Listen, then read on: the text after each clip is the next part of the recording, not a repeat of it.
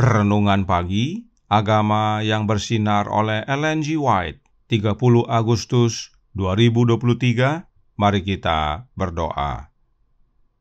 Bapa kami yang di sorga, Allah pencipta langit dan bumi, laut dan segala isinya, Allah yang maha besar, maha kuasa, sumber segalanya, yang kami sembah selalu melalui anak-Mu yang tunggal, Yesus Kristus. Terpujilah Yesus, anak Allah yang maha tinggi, yang adalah gembala kami yang baik.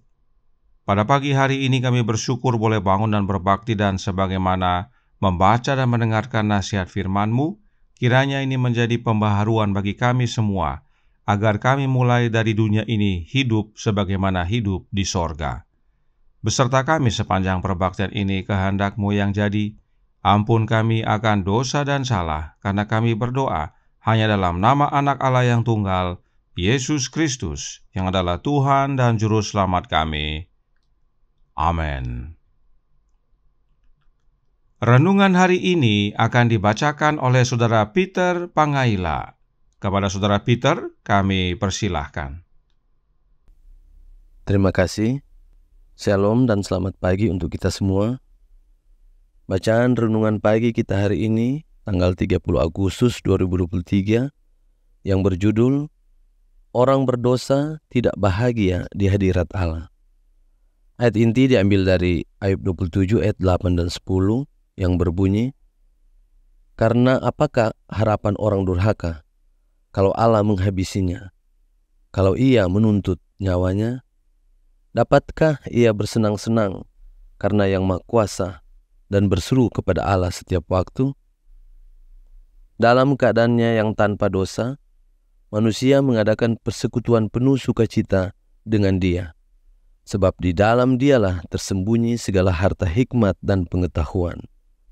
Tetapi setelah dosanya, dia tidak dapat lagi menemukan sukacita dalam kekudusan, dan dia berusaha bersembunyi dari hadirat Allah. Begitulah kondisi hati yang belum diperbaharui. Itu tidak selaras dengan Allah, dan tidak menemukan sukacita dalam persekutuan dengannya. Orang berdosa tidak bisa bahagia di hadirat Allah. Dia akan menciut dari persahabatan dengan hal-hal suci. Seandainya dia diizinkan masuk surga, itu tidak akan menyenangkan baginya. Roh kasih tanpa pamrih yang berkuasa di sana. Setiap hati menanggapi hati kasih tak terbatas. Tidak akan menyentuh senar penjawab dalam jiwanya. Pikirannya, minatnya, motifnya akan asing bagi mereka yang menggerakkan penghuni yang tidak berdosa di sana. Dia akan menjadi nada sumbang dalam melodi surga. Surga akan menjadi tempat siksaan baginya. Dia ingin sekali tersembunyi dari Dia yang merupakan terang surga dan pusat kegembiraannya. bukan ketetapan sewenang-wenang dari pihak Allah yang mengecualikan orang jahat dari sorga. Mereka dikucilkan oleh ketidaklayakan mereka sendiri untuk berteman dengannya. Kemuliaan Allah akan menjadi api yang menghanguskan bagi mereka. Mereka akan menyambut kehancuran, agar mereka dapat disembunyikan dari wajah Dia yang telah mati untuk menebus mereka. Steps to Christ, halaman 17. Demikianlah bacaan renungan pagi kita hari ini. Tuhan Yesus memberkati. Terima kasih atas penatalainan Saudara Peter. Tuhan Yesus memberkati. Selamat pagi saudaraku dalam Tuhan. Tentang kehidupan di dunia dan di sorga, Roh Nubuat berkata dalam The Upward Look halaman 311 paragraf 6 yang berbunyi, bumi ini adalah tempat persiapan menuju sorga. Waktu yang dihabiskan di sini adalah musim dingin bagi umat Kristiani. Di sini angin dingin penderitaan menerpa kita, dan gelombang kesusahan menerjang kita. Namun dalam waktu dekat, ketika Kristus datang, kesedihan dan keluh kesah akan berakhir selamanya. Saat itulah musim panas bagi umat Kristiani. Semua pencobaan akan berakhir dan tidak akan ada lagi penyakit atau kematian. Dengan kata lain, musim dingin itu adalah kondisi dosa dan musim panas itu adalah kondisi bebas dari dosa. Dan tentunya kondisi dosa tidak dapat dibawa masuk ke dalam kondisi bebas dari dosa. Musim dingin tidak mungkin terjadi saat musim panas. Itu sebabnya Roh Nubuat katakan bahwa sorga adalah tempat yang penuh sukacita, dan sukacita itu harus dimulai dari dunia ini. Testimonies for the Church, volume 7, halaman 244, paragraf 2 berkata, sorga penuh dengan sukacita. Hal ini bergema dengan pujian kepada Dia yang telah melakukan pengorbanan yang begitu indah demi penebusan umat manusia. Bukankah seharusnya jemaat di bumi penuh dengan pujian?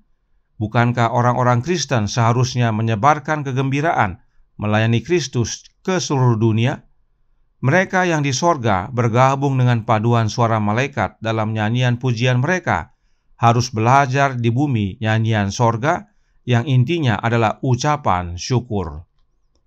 Artinya, mereka yang tidak terbiasa menyanyikan pujian sorga di dunia ini tidak akan bisa menyanyikan pujian sorga di sorga nanti bersama para malaikat. Bagaimana caranya untuk dapat menyanyikan pujian sorga di dunia ini? Dengan melayani Kristus ke seluruh dunia. Apakah artinya melayani Kristus? Melayani Kristus artinya menjadi saksinya, juru kabar Kristus kepada dunia untuk menuntun manusia kepada pertobatan. Dan itulah yang membawa sukacita sorga, sehingga kita dapat menyanyikan pujian sorga. Kemudian, Heaven halaman 63 paragraf 3 berkata, rasa sakit tidak mungkin ada di atmosfer sorga. Tidak akan ada lagi air mata. Tidak ada lagi arak-arakan pemakaman, tidak ada tanda-tanda duka, dan maut tidak akan ada lagi. Tidak akan ada lagi perkabungan atau ratap tangis, sebab segala sesuatu yang lama itu telah berlalu. Dosalah yang menyebabkan rasa sakit, air mata, dan teristimewa maut, sebab memang upah dosa adalah maut. Karenanya tidak ada lagi unsur-unsur dosa di sorga. Sebab Counsels for the Church halaman 345 paragraf 4 menyatakan tentang sorga. Di sorga, Allah adalah segalanya. Di sana kekudusan berkuasa. Tidak ada yang merusak keselarasan sempurna dengan Allah. Jika kita memang sedang melakukan perjalanan ke sana, roh sorga akan bersemayam di hati kita di sini. Di sorga, Allah adalah segalanya. Karenanya semua yang di sorga adalah kudus, sebab Allah adalah kudus. Dan hal ini sudah harus mulai kita hidupkan di dunia ini, yaitu dengan menerima roh sorga bersemayam di dalam hati kita. Apakah roh sorga itu? Testimonies Treasures volume 1 halaman 468 paragraf 3 menyatakan, roh kemurahan hati adalah roh sorga. roh mementingkan diri adalah roh setan. Kasih Kristus yang rela berkorban dinyatakan di kayu salib. Roh sorga itu adalah roh kemurahan hati dan wujudnya adalah kematian Kristus di kayu salib. Dalam tulisan lainnya, Roh Nubuat juga berkata bahwa roh sorga itu adalah penyangkalan diri dan itulah kehidupan Kristus. Karenanya, untuk memiliki roh sorga, penting bagi kita untuk menerima rohnya Kristus, yaitu hidupnya Yesus. Dosa berasal dari setan yang mementingkan diri sendiri. Karenanya dosa tidak dapat berada di sorga, sebab di sorga tidak ada yang mementingkan diri. Oleh karenanya, renungan hari ini berkata dalam Radiant Religion halaman 244 paragraf 3 berbunyi, orang berdosa tidak bisa bahagia di hadirat Allah. Dia akan menciut dari persahabatan dengan hal-hal suci. Seandainya dia diizinkan masuk sorga, itu tidak akan menyenangkan baginya. Roh kasih tanpa pamrih yang berkuasa di sana, setiap hati menanggapi hati kasih tak terbatas, tidak akan menyentuh senar penjawab dalam jiwanya. Pikirannya, minatnya, motifnya akan asing bagi mereka yang menggerakkan penghuni yang tidak berdosa di sana. Dia akan menjadi nada sumbang dalam melodi sorga.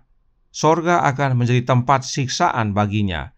Dia ingin sekali tersembunyi dari dia yang merupakan terang sorga dan pusat kegembiraannya.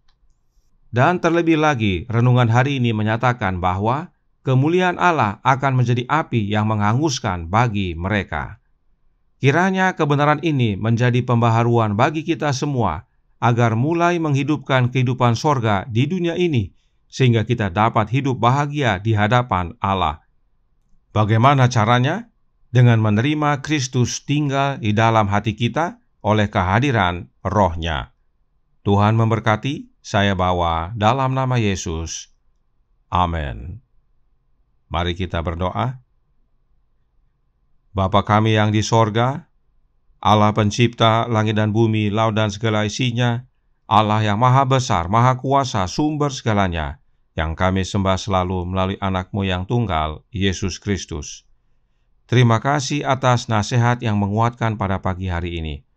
Untuk kami mulai menghidupkan kehidupan sorga di dunia ini.